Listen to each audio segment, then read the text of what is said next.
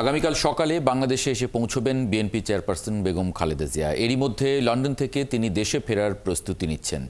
সে বিষয়ে সবশেষ তথ্য নিয়ে আমাদের সঙ্গে যুক্ত হচ্ছেন সহকর্মী আরিফ মাহফুজ। আরিফ মাহফুজ, খালেদা জিয়া কখন বাংলাদেশের উদ্দেশ্যে রওনা দেবেন এবং তার ফেরার প্রস্তুতি নিয়ে একটু জানাবেন।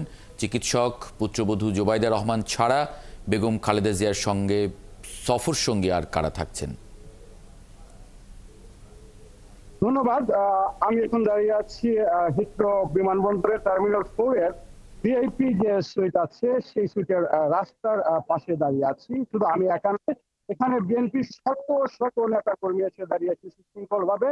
এর আগে জানিয়ে রাখি, বেগম খালেদা জিয়া উন্নত চিকিৎসার জন্য গত 8ই জানুয়ারি লন্ডনে আছেন এবং ক্লিনিকে ভর্তি হন সরাসরি। সেখানে 17 দিন চিকিৎসারত ছিলেন এবং 17 দিন পর তিনি ছেলে তারেক রহমানের বাসায় চলে যান এবং সেখানে ডাক্তারদের তত্ত্বাবধানে চিকিৎসা চলে।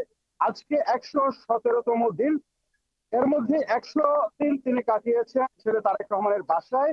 100তম দিনেই কিন্তু তিনি বাংলাদেশের উদ্দেশ্যে লন্ডন ত্যাগ করার জন্য ইতিমধ্যে আমরা খবর পেয়েছি যে তিনি বাসা থেকে বের হয়ে গেছেন, রাস্তায় আছেন। হয়তো বা 15-20 মিনিট সময়ের মধ্যে তিনি এই রাস্তাটি ক্রস করবেন এবং এখানে শত শত নেতা কর্মী আছেন, দলীয় পতাকা, দেশের পতাকা এবং প্লে কার্ড সহ তারা দাঁড়িয়ে আছেন যে প্রিয় নেত্রীকে বিদায় জানানোর জন্য।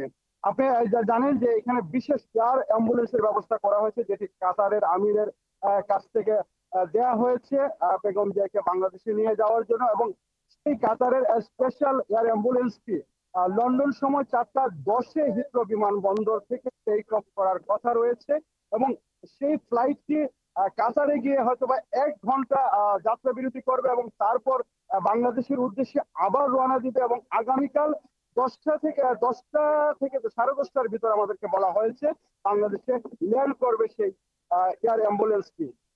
বলতে চাই যে আজকে বেগম জিয়ার সাথে বিশেষ চমক রয়েছে। ইতিমধ্যে সবাই জেনে গেছেন যে দীর্ঘ 17 বছর নির্বাসনে থাকার পর বিএনপি ভারপ্রাপ্ত চেয়ারম্যান তারেক রহমানের সহধর্মিনী বেগম জিয়ার পুত্রবধূ ডাক্তার জুবাইদুর রহমান সফর সঙ্গী হিসেবে বাংলাদেশে প্রত্যাবর্তন করছেন এবং পাশাপাশি আরেক পুত্রবধূ শামিলা রহমান আছেন।